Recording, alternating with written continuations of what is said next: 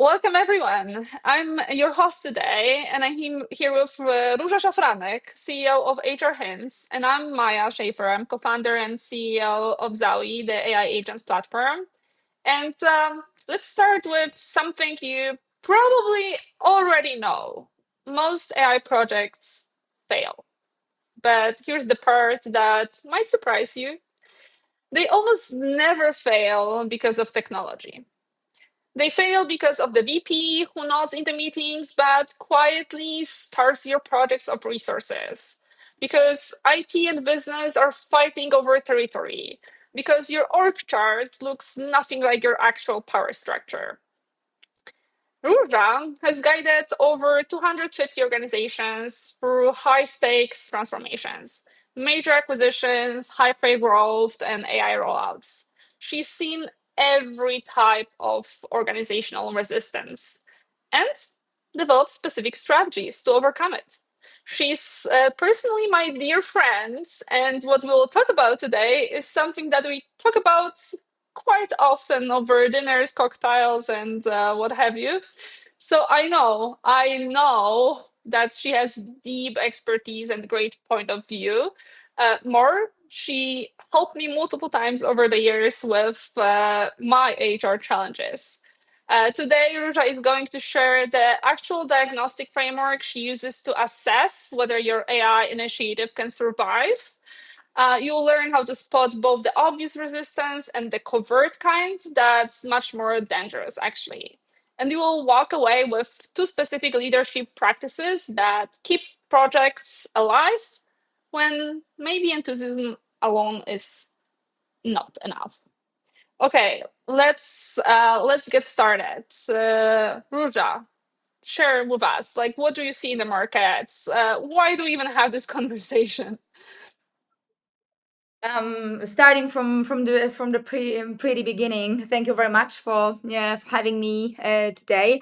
And as Maya said, from not only the technical perspective but also from the management perspective, the fact how we go through the changes, how we go through the transformation, and how we go through the process, we not every time understand, but we see that something is going wrong when it comes to the reactions, when it comes to the resistance, and when it comes to the status games, politics, and fear.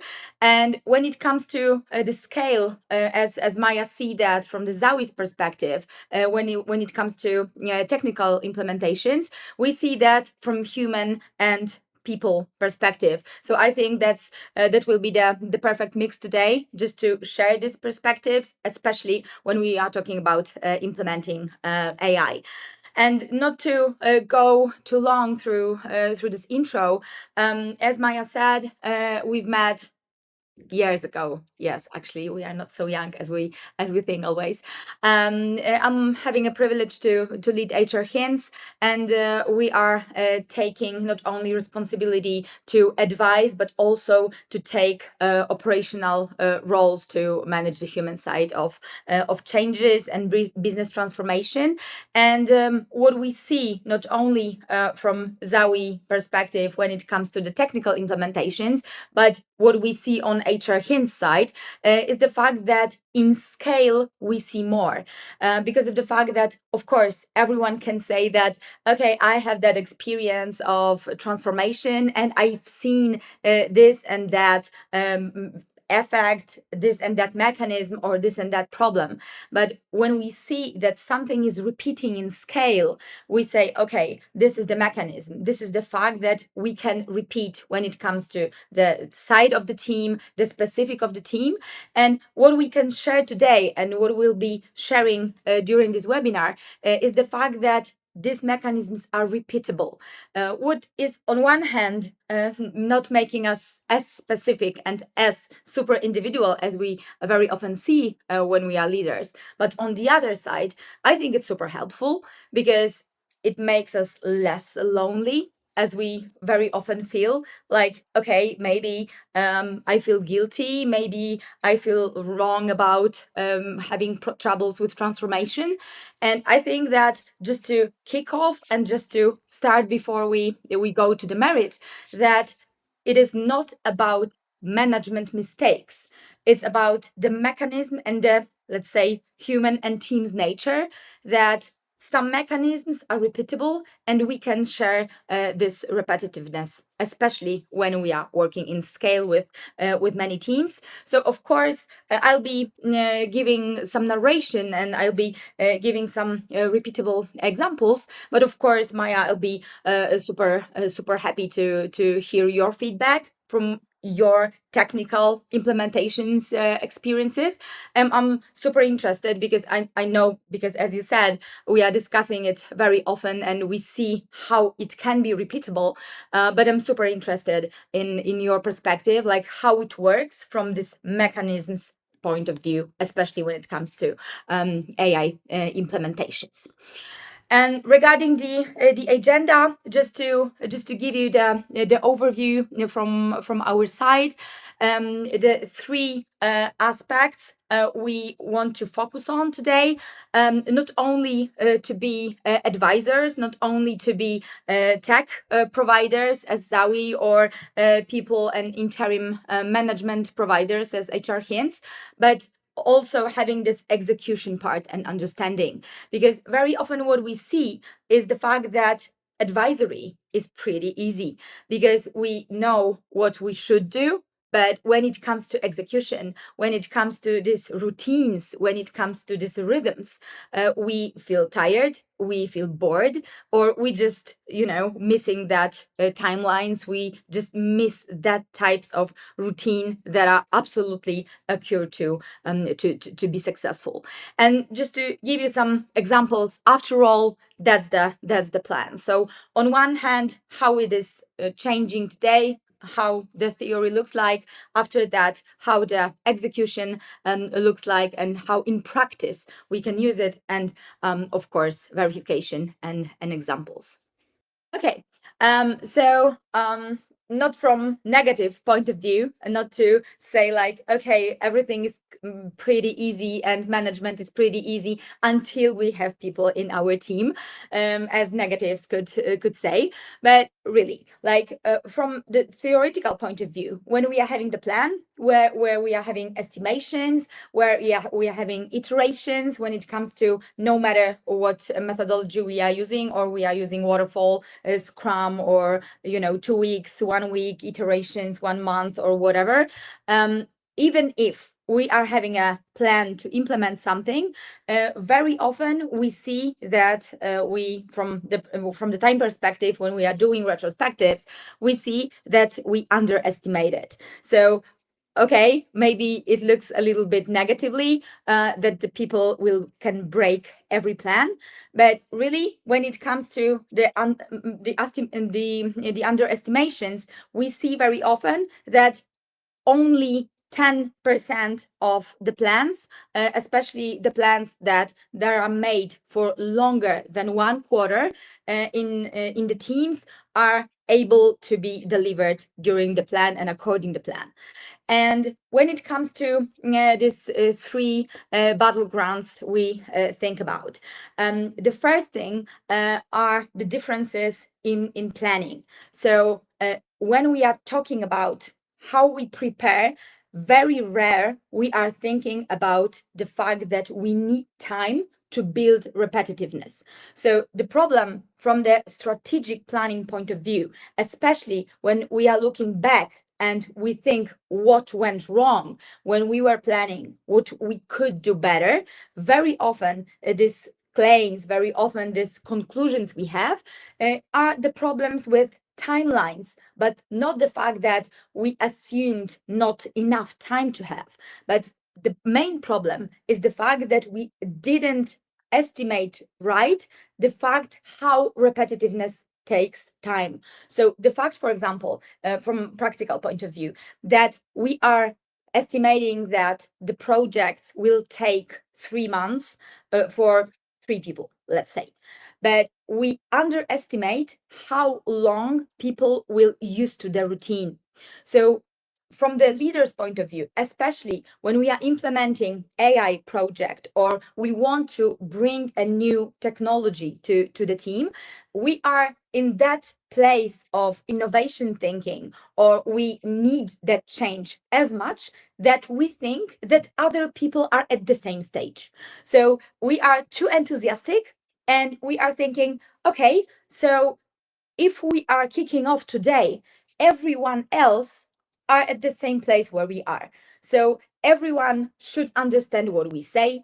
Everyone should be prepared for the first meeting. And from the next week, we are all in the same place, especially when we are thinking about regularity in conclusions and general rhythm.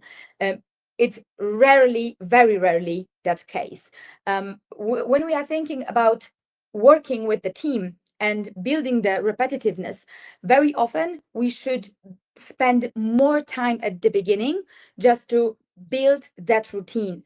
So in the long term, in the long run, when we are thinking about building the weekly routine, for example, at the beginning we should spend even more time, like 2 days often or 3 days often, to spend that time to explain why that type of repetitiveness should work, because people So I have a question here, sometimes Róża. even they understand.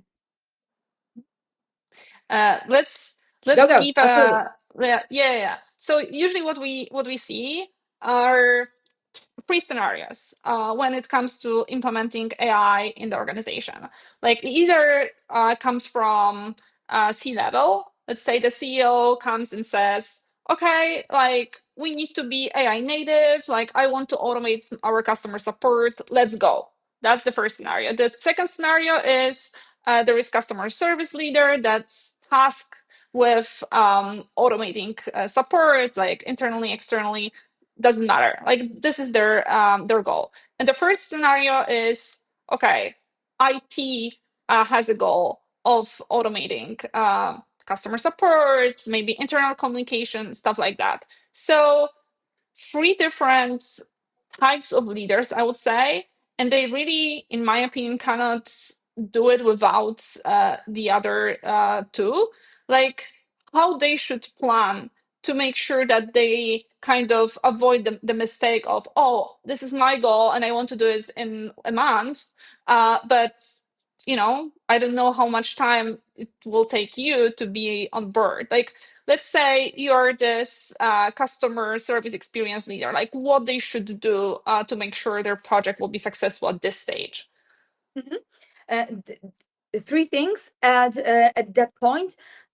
First one is to understand what is the history of implementing changes at other stakeholders' experiences. So very often we are too enthusiastic because we think that other stakeholders, other people, as you said in this example, other people want this as much as we do. And it's very rare the case. So very often we are just thinking about being project manager or kicking off the project and having other people on our side. And very rare it's the case, because very often people are in the totally different places. Not only when it comes to experiences, not only when it comes to willingness, but also when it comes to the time. So this reservation of the time to that project, because that's the second thing, very clearly said what's the role in the project. So who is the guardian of that project, who is responsible to build this repetitiveness and to take care of that? So who is the leader? When we are having two leaders, when we are having like someone who really wants it, who is like the ambassador, yeah, to use corporate language, who is the ambassador, but the PM is in the different place, it's pretty hard to build like a really hard responsibility. So that's the second thing. And the third thing I could recommend to care of, it's really just making sure that these people we are sharing responsibility with, or our stakeholders, as you said in this example, that they are not in a risk of using their authority, they are not in a risk of losing their position. Because when we are having that, as you mentioned, this org chart problem, so we are having, let's guess, I know, let's say a technical guy, IT person, a transformation person, and AI person. Yeah, like we can have the same problem of implementing AI solution in minimum 4 spaces in organization. So just to be successful here, we need to make sure that other stakeholders are not losing on our success, because they will But this is fight with exactly what us they are even afraid. if it's not open. This is exactly what they are afraid of. So if I'm this customer experience leader and in my KPIs for the next quarter is to automate support, and I need a technical leader to be on board with me, like what should I do? Like, should I talk to the CEO? Should I talk to this technical leader? How I can, there are sometimes there are internal fights, like, oh, I should own AI, you should own AI, like I want this, you want this. Like, okay, it's the goal of customer experience leader, like how to make sure that the IT leader is also on board and is not scared that I'm taking away something from him, her. What do I do? Yeah, it's about, and this is this first stage of leading that type of project, that we need to have that people on our side. We need there's alignment, and very often, like, 9 of 10 people behave like there is no problem. So they say like, okay, we are having that other stakeholders, so we will inform them. And it will fail, definitely, because they will feel in a risk, and they will fight to show their status quo, to keep their status quo, or to show their position. Very often, they will resist, but not in a covered way. So what works best here is just to have that open alignment. So if we are having KPIs, if I know what are, if as you said, I'm the customer success leader, and I know what IT leader needs to deliver, or what are their KPI, that AI implementation project is also delivering their KPI. And very often, just winning that type of project and successful implementation works for KPIs of different teams. So it's not like the fight for like who will win more, because in general, organization win. But just to see and make it super clear that we are all winning, and how it pays off to not only take part in that project, but at least not to be strongly against. Makes sense. That's what I would say. Thank you. Okay, and when it comes to the execution, so our favorite part, not only to be in the theoretical and advisory mode, and especially I very often use that phrase that there is a respect for iterations, and I would like to dive in a little bit, because of the fact that we are having very often, we are mixing, or we are in a trouble when it comes to the difference between execution and micromanagement. So, for example, we are customer success manager, and we are having seniors in our team. So we are leading that project. We want to implement AI solution, but we are having, I know, 10 senior managers, 10 senior people, individuals in our team. And we want to avoid micromanagement as much, that we are just leaving these people without any rhythm and any iteration. So we are saying, okay, I don't want to jump in too much. I don't want to control. I don't want to micromanage.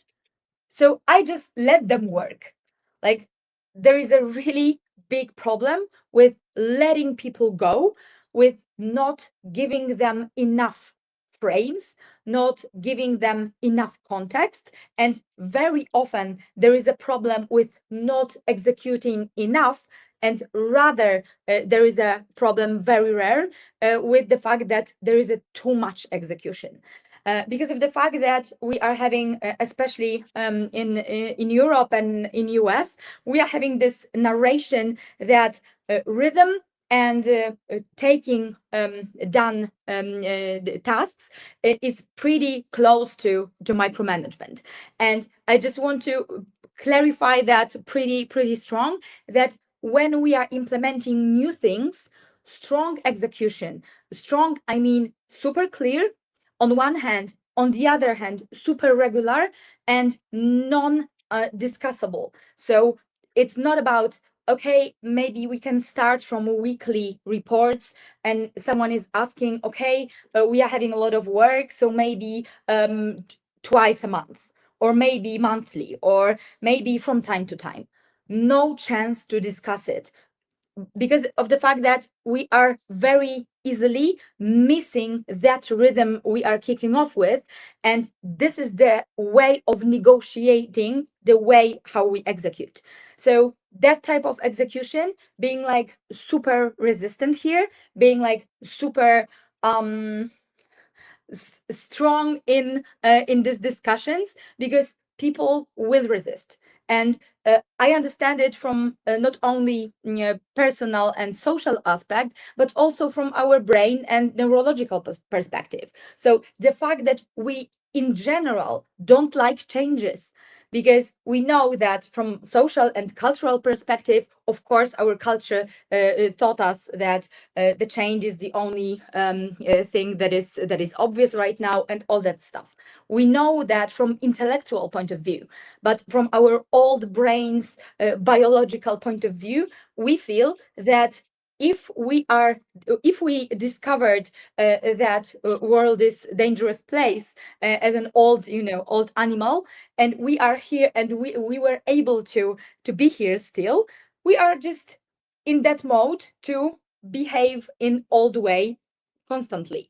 So that type of fighting with this status quo is the only way to execute. So this is the first thing when it comes to approach in general, and that type of mindset. The second thing here in that point are iterations that are preventing us from not only our first fire of enthusiasm, but also from our charisma bias. Because of the fact that when we are having, as you Maya said, customer success leaders, or IT leaders, or someone who is, the initiator and leader of the change, especially when it comes to AI implementation, very often we see that these people are, on one hand, extroverts. On the other hand, they are super enthusiastic, so they believe that that project, that type of change makes sense. And very often, these people are they are having that type of easiness in leading other people and to making sure that it will be successful. But the problem is that they are also having a problem to stop or to iterate or change the way how we behave, because they are so resistant that they are not able to verify things quickly enough.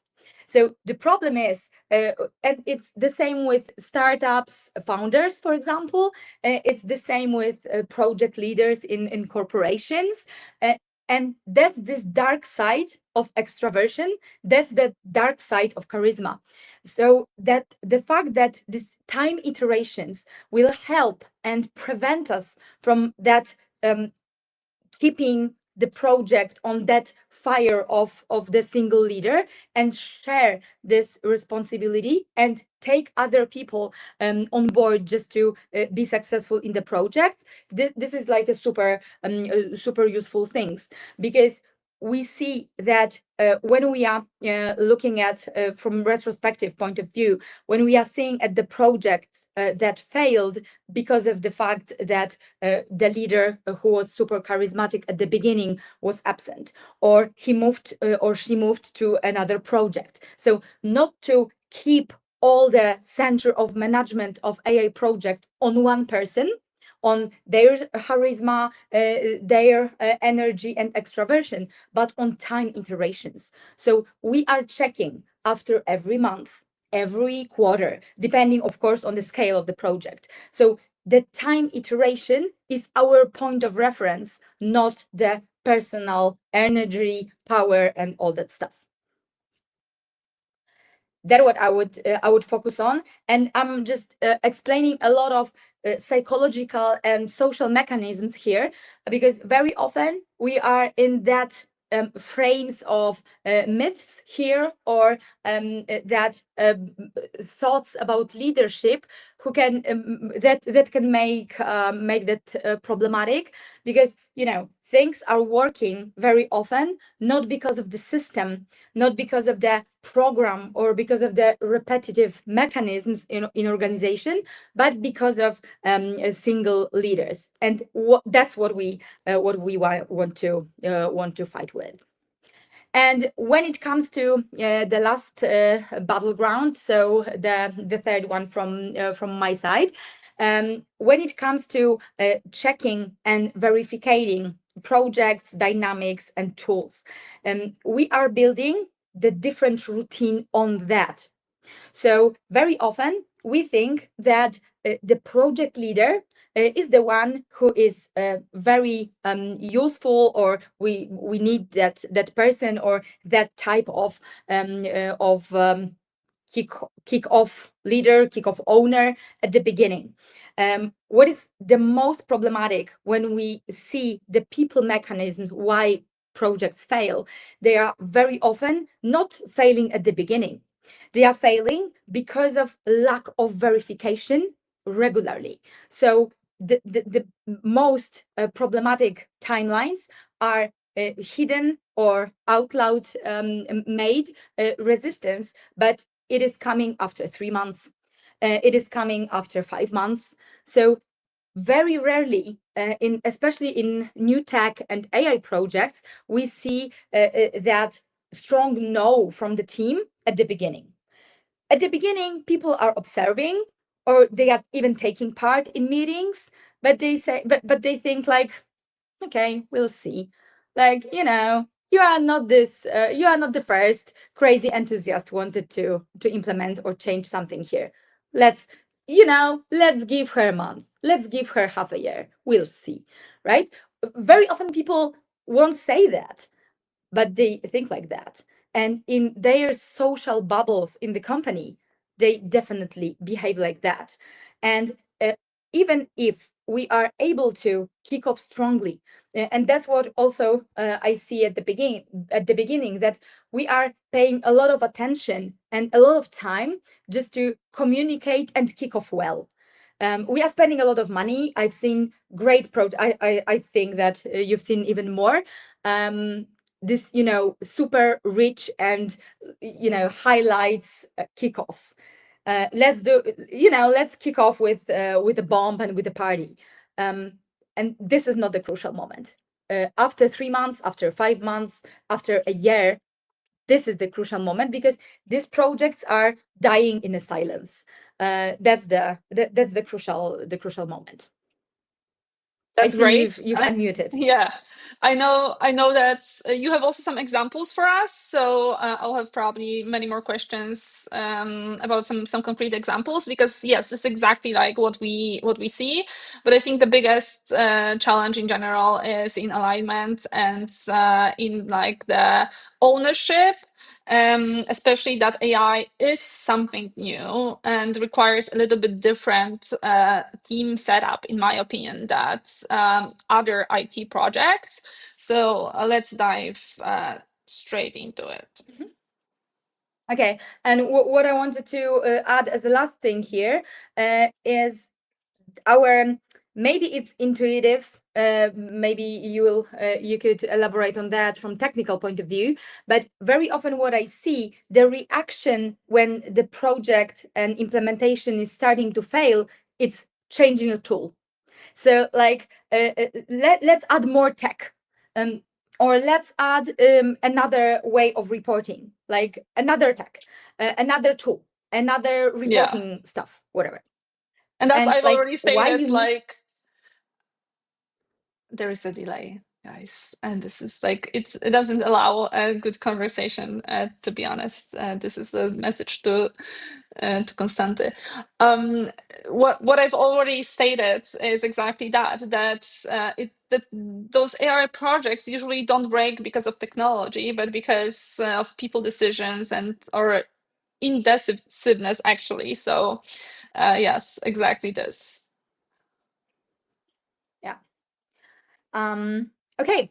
And Symbols. going further, even more deeply to concrete examples for these three battlegrounds, especially when it comes to the plan, the execution, and the verification.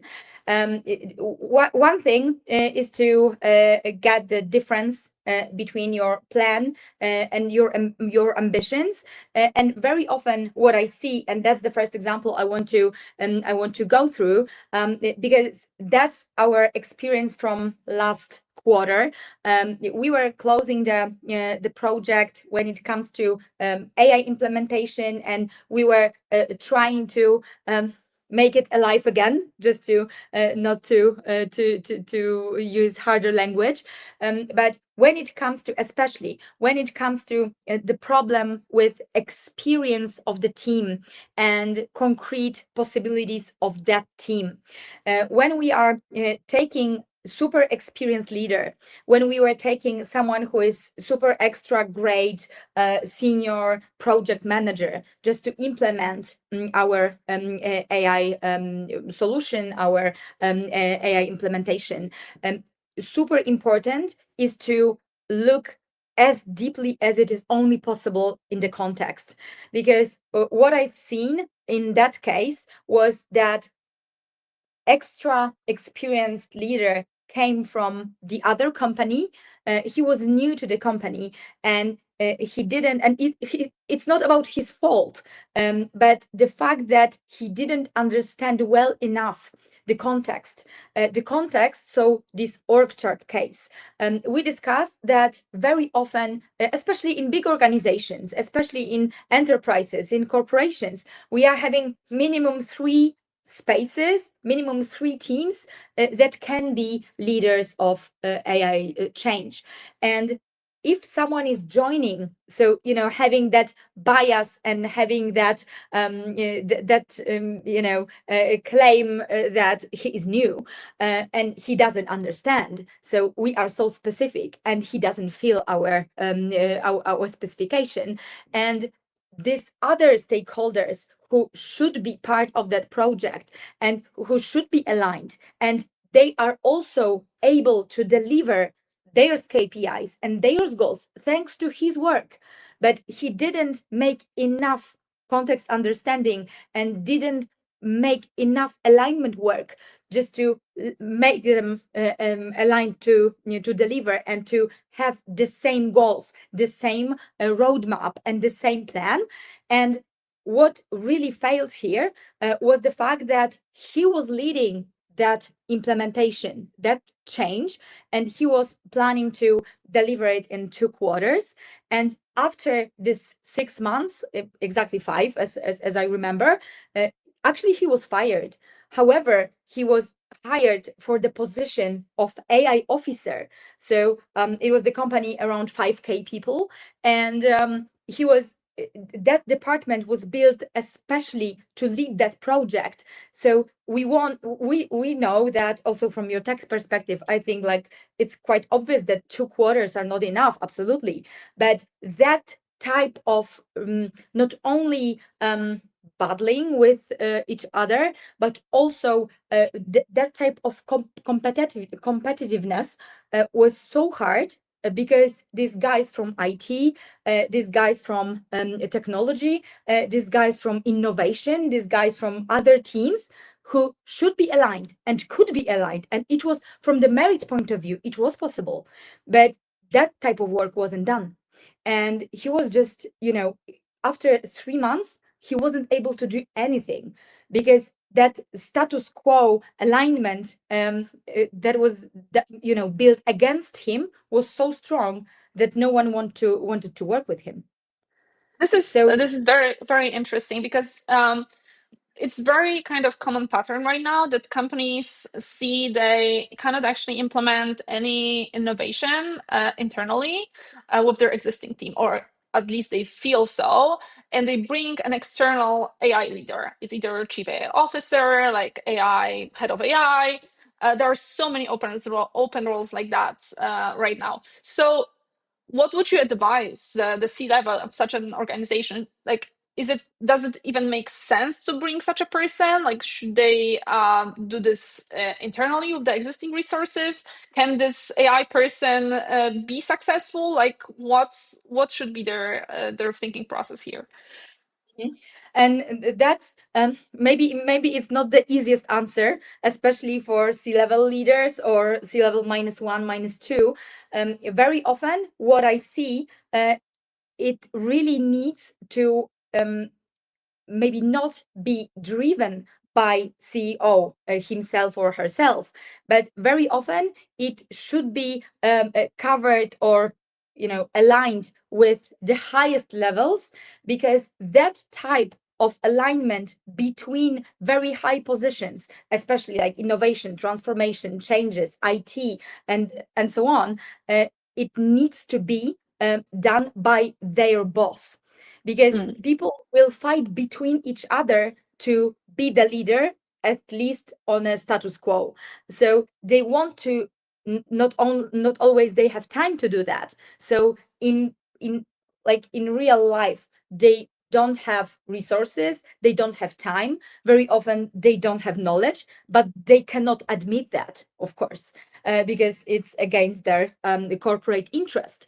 But they will fight against every external change.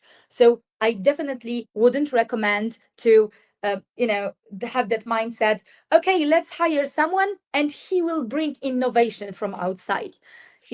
If the organization is having that type of organizational culture that is ego driven, status quo driven, the best innovative officer can be killed in a quarter.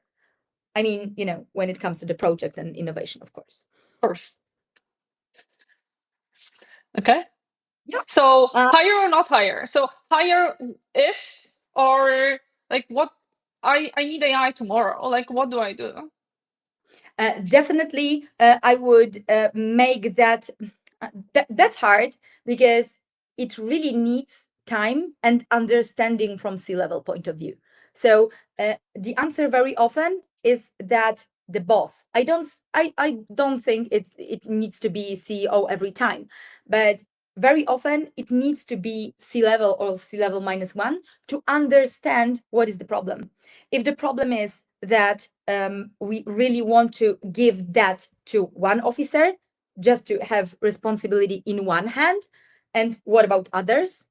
Do we have them in our room? They should be aligned. So who is the leader? Just to make that decision before we hire anyone. And it's much easier to have the leader inside and just to use external solution. For example, use one tool or use one external delivery, because very often company doesn't have that competence inside, and that's pretty obvious that they need external tool, they need external support from the merit point of view. But the owner very often is inside, because we need to have a huge openness to bring the mindset from outside. So tools from outside, solutions from outside, absolutely, but mindset and routines and that approach we discussed previously from inside, unfortunately, because that's a lot of work. That's why I say unfortunately, but it needs to be done. And I think it pays off to make it before we kick off, because that work needs to be done anyway. And it's much better to start from that than do the retrospective and do that work afterwards, after we fail, after people, some people were fired, some teams are unsatisfied, and the every re, and every another try we do when it comes to another projects of AI implementations, it's like it's the same like with losing weight. So every another try is much harder than previously, because people are having that type of reservation and distance that, okay, maybe they will fail again, so don't even go to this meeting. So it's much better to do it right from the beginning than to, kick off for the eighth or ninth times. You can always take Ozempic. Like, curious, like what Ozempic is in the technical leadership world. But let's say, like, I'm this AI officer. Like, deal done. Like, I'm already joining a company. Maybe the whole world is against me because all those leaders in the organization are looking at me and I'm like, okay, he will whatever fire me, take my job, take the best project out of my plate. So, what would you advise me? Like, what should I do during my first days, weeks, months in this organization? Definitely. To not be killed, to not be fired after 3 months. Yeah, I guess that being fired after 2 quarters is not our goal. I got it. So like this things we discussed so far. So like main conclusion and main outcome is to show that you understand the context.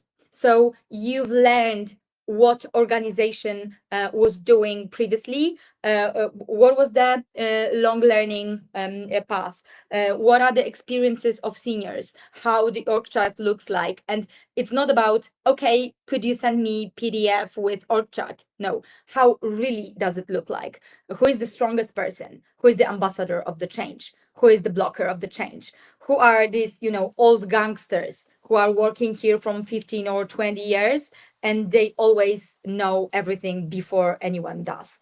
And they are advisors to CEO. However, no one knows how it goes really. So that type of things. So context and understanding of the history, the first thing. The second thing, rhythms and iterations. So have the plan how we want to execute directly. So not about great vision, next year will be new, how exactly it will impact every team, how exactly my Monday will change, what else should I do to deliver. Because people are really interested in additional tasks they will be in charge of doing. So that's the main thing when it comes to execution. And very often I recommend that type of exercise, that when you are doing any plan, the super important step is to put it in your calendars. So if you are changing routines, if you are doing bi-weekly, bi-monthly, weekly, daily, whatever, just put it in your calendar and see how it looks like and imagine how you will behave. Because maybe Monday morning it's not the best to plan. Maybe Friday evening it's not the best to sum up. Or maybe it is. But like, how does it work like in our organization? So this two aspects, context and execution in practice. Now I feel like we have to do another one like that, just as a guide for those poor AI leaders coming to a new organization. Okay, what else do you have for us, Róża? When it comes to resistance, very often we think that we started to we touched it a little bit in the previous example. So the fact that we very often underestimate resistance of the team, especially when we don't hear it out loud.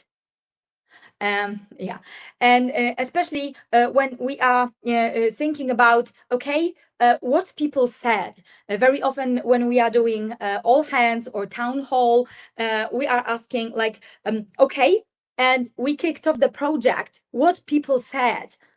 And it was like, it doesn't matter. Like, no one is so brave or so bold in that strange way of understanding that after kicking off the project or saying, okay, we'll be implementing this and this, will say, I think it's a stupid idea, I hate it. Like, it's a very rare case.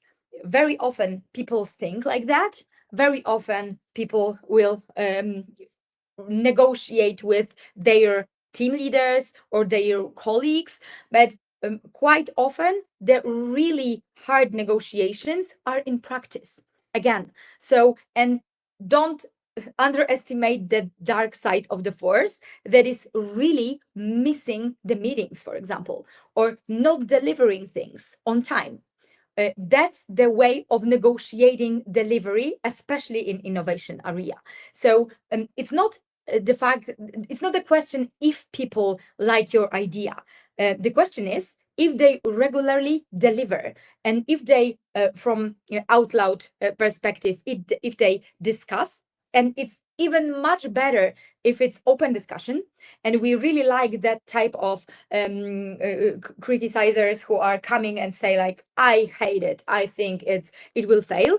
But it's very, as I said, it's pretty rare the case. Very often we see that after this first wave of enthusiasm, so after when we are talking about smaller teams, like up to 100 people in a team, especially in corporate world, when we see that after first month, after first quarter, very often we see that leaders, project managers, or the leaders, the champions, the ambassadors of the idea, and they are like, they are still super enthusiastic, but they are not as aligned as at the beginning, because they think it's going on.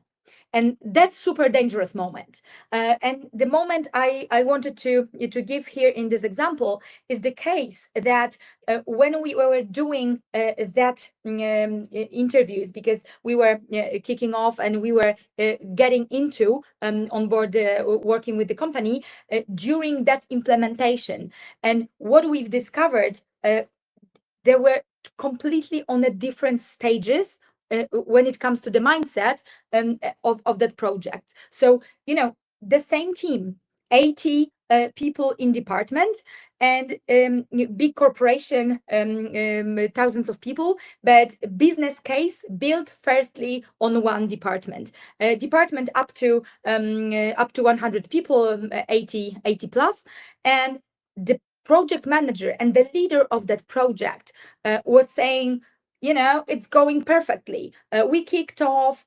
We are having that routine set up. We are having documentation. We are having tools. We are having, everything is perfectly working. -1 from that leader is saying like, we'll see. After 2 quarters, after 3 quarters, we'll see. -2 and -3, people are saying like, please, like, we are having these meetings, but how many people are going there? Like up to 1/3 who should be. So okay, so we are coming back to that leader and saying like, okay, how you think about this enthusiasm, how you think about engagement in that project. And what this guy said, oh, to be honest, I don't monitor that because we kicked off. So I don't need to go to every meeting every week because it's going on. So like when you are the leader of that change, that type of change, and you are thinking it's going on and it's having its own life, you are in danger. Because if you are not monitoring that and you are not having that point of check, for sure it's something hidden, it's happening there. So if you think that things are very often especially like 4 or 5 years ago, and we also discuss it a lot of times, when we think that the company or the team, the department is going like a well-run machine, so it's going on their own, it's it's self-steer machines. I have never seen something like that. We underestimate what's going on there, or we don't see the real guardian. And if we are that guardian, we are in a very bad position, because we think that it's going on their own, but people are looking at us as a guardian. So if we don't monitor it, if we don't control it as a guardian, we can be sure that it's falling. So that type of checking and verification, if people are still in the mode of delivering, of the routines, if they are if they are really present, and not only at that reporting meetings, because very often we can report asynchro, and that's pretty okay, but really to make sure that it's happening and to verify that. So that type of execution, and there's no mercy here. And what's problematic from the leader's perspective, the real execution is in routine, but leaders are not the fans of routine, because it's boring, because it's, every Monday looks the same, every Friday looks the same. What the hell? And I think iterations can be helpful here again. So, like, not to be too old and too conservative, too traditional in these routines, just to change them after, maybe depending on the size of the team, but sometimes in a quarter, sometimes in a year, just to do some modifications, but for Christ's sake, not make any modifications every week. However you want it as a leader, because you are, in that fire of innovation, and you want something new, but your team is not there yet, very often. And it's not micromanagement, if someone's asked. Yeah. And I'm super, like, I think maybe it's my bubble. I don't know how you see that, but after this first failures of execution, especially new projects, I see less and less that type of narration, because I think people start to understand that, you know the only thing you need to do is to delegate, or the only thing you need to do as a boss is just to work 2 hours a day, because your people need to be empowered and do everything. Like, I think, like, we really start to understand on a scale how does it look like in practice. And of course, you don't need to do everything on your own, but before you delegate, before you empower people, before you move that power to other places, especially in corporation, you really need to make that steps we discussed previously. And it's never so easy, and you are never 100% successful. So I think, like, maybe it's my bubble, but I think, like, the whole narration about that is starting to change. 100%. I'm with you on that. The most successful and the kind of quickest AI projects that I've seen over the past, let's say, year, are exactly that. So when the senior leader is overseeing the entire execution and is super, like, diligent in, like, how they run their meetings, and how often they have those meetings, and, like, what do they expect from the team to report on, including us as a vendor. This is this is actually well-run machine, but it's run by someone. It's not on their own, right? So Absolutely. Absolutely. Yeah, like that type of thinking, that behind every machine there is a guardian, there is a tool that really keeps it. That's the thing. Absolutely. Okay, so are we moving to the last one? let's The do it. last the last and third example.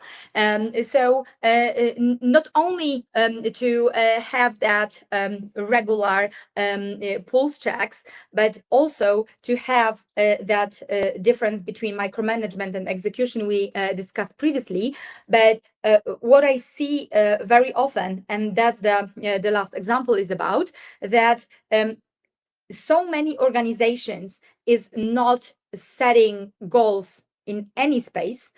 So if they have anything in that area, so if they put goals in front of the team or in front of the leader, they are so proud of themselves that they forget about everything else. So I don't know if it's like a negative information or not, but setting goals is like the first step. So if we want to say, okay, in the first business case we do, after a year, we want to have 50% of our requests AI'd, automatized, or whatever. I know that your numbers are much better, so I'm waiting for your response here. But setting goals is the first step, but it's not the only work you need to do. And the problem is that now when we are having not only the AI revolution, but also the mindset revolution, that the hard work or the hours spent on the project is not the parallel of the success. It's not the definition of the success.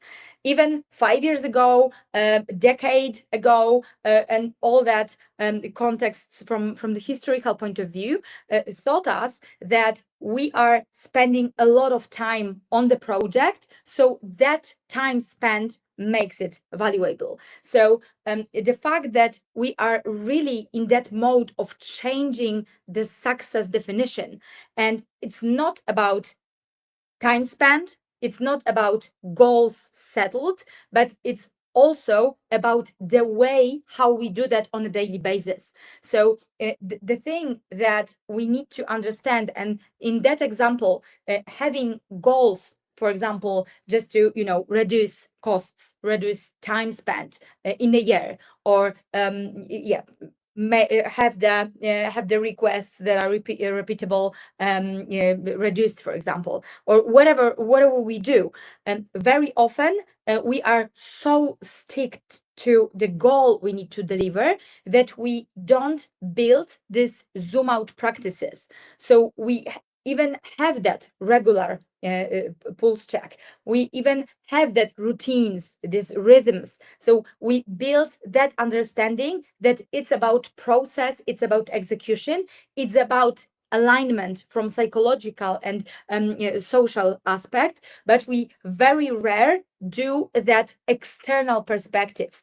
And this is super important, especially when we are using innovation tools, or we are using external vendors' help, because of the fact that this is the only source of real external point of view.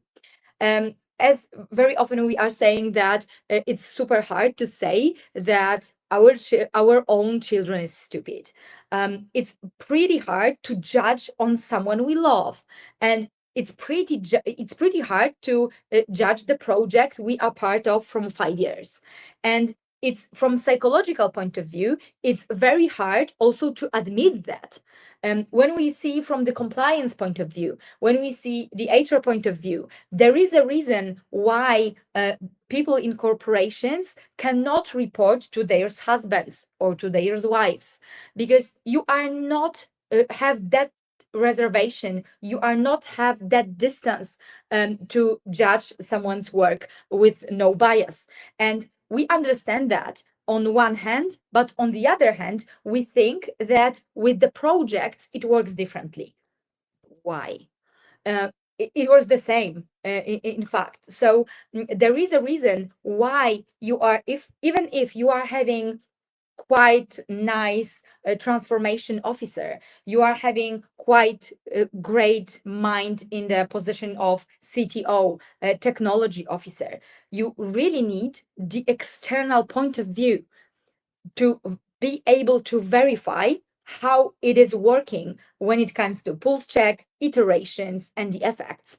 So because of the fact that, and I was having that conversation with a super experienced, great transformation officer, and she was in the range of C-level -1, huge corporation, thousands of people over the globe. And that's what she said.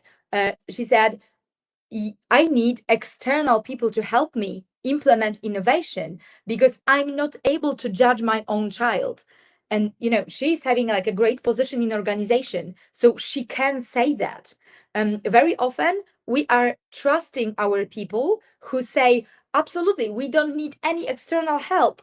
We are doing it on our own because they are building their position in organization, because they are not strong enough to say, I don't have this distance, I don't have this reservation. And they say, we can take every tech, we can take every tool, every knowledge, we'll build it on our own.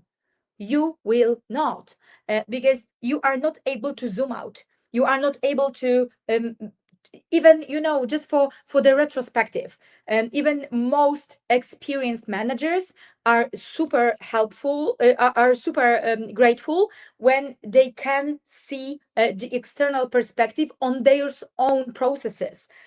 And it's not about, that you are lacking intelligence, you are lacking the distance, or you are not smart enough.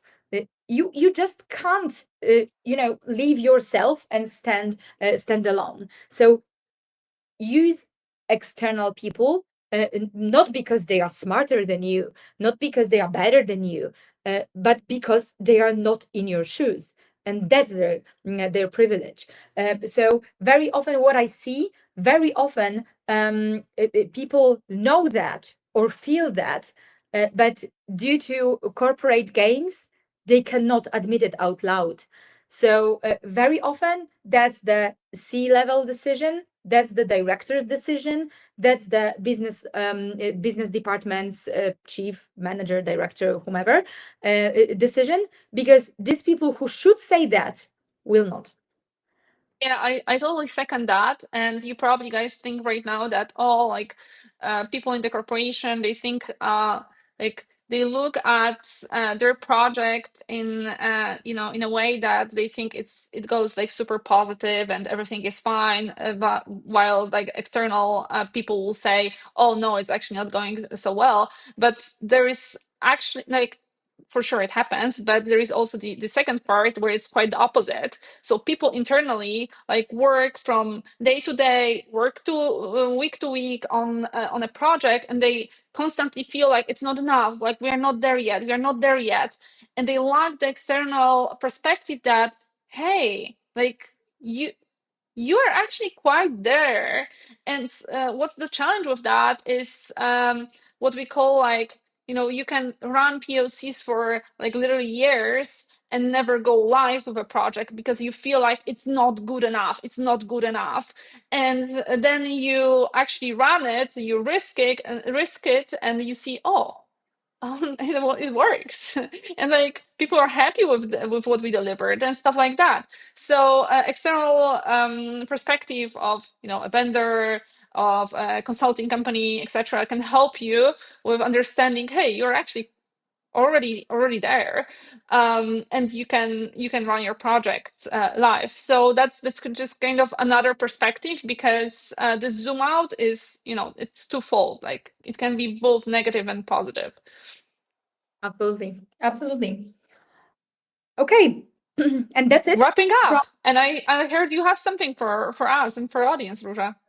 That's true. When it comes to the external, because I know that there is a chance to discuss, and there is a chance to not only ask questions but also give some examples. We also were diving in to concrete cases and steps. But I know that there is a group of people who are very often maybe not hiding with those problems, but they don't want to discuss or even ask personal questions, because very often it is about thinking and starting from the fact that it's not true. But very often leaders are thinking, okay, maybe it's about me. I cannot lead that project. I cannot lead that people correctly. Or I have like pretty basic problems from social aspect, from psychological perspective. So I know that there is a group of people who prefer to meet one-on-one.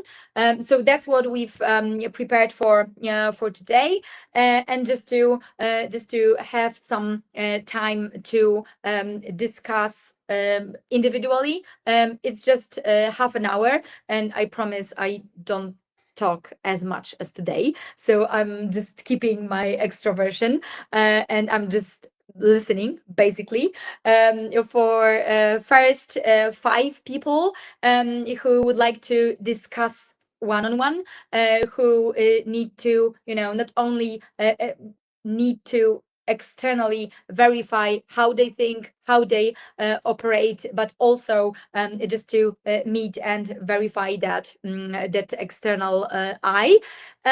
So just to meet individually for first 5 people who will take that code. You can just I will not teach you how to use the QR code. You are just scanning that, and you are getting the frame of message, and you are just sending it to us, and we are scheduling a call just to discuss your challenges and your cases individually, and that's the thing from us, actually. Thank you so much, Róża. Thank you for offering that. I'm sure it's a great benefit. So make sure to leverage that before it's too late.